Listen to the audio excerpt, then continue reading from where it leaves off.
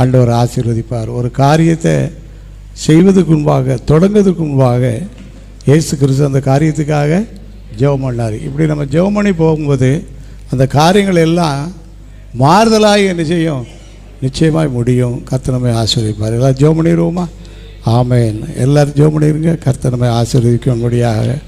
ஆமென், ஆமென். ஸ்தோத்திரம், ஸ்தோத்திரம், ஸ்தோத்திரம். ஸ்தோத்திரம், ஸ்தோத்திரம். நாளிலே நான் வந்தது நல்லது என்று சொல்லி சொல்லத்தக்கதாக.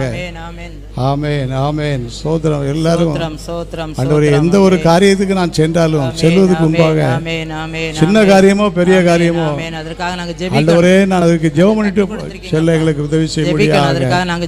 ஆமென். ஸ்தோத்திரம். எல்லாரும் ஜெபம் பண்ணுங்க. ஆண்டவரே ஜெப குறைவை மன்னியும். ஆண்டவரே ஜெப குறைவுகளை மன்னியும். ஆண்டவரே நேரடியாக எங்களை ஆசீர்வதிக்கிற அபிஷேகத்தை நாங்கள் ஒரு காலத்தில் ஆசீர்வாதத்தை இழந்து போனோம். ஆதியாகமத்தின்படி வெளிப்படுத்தல்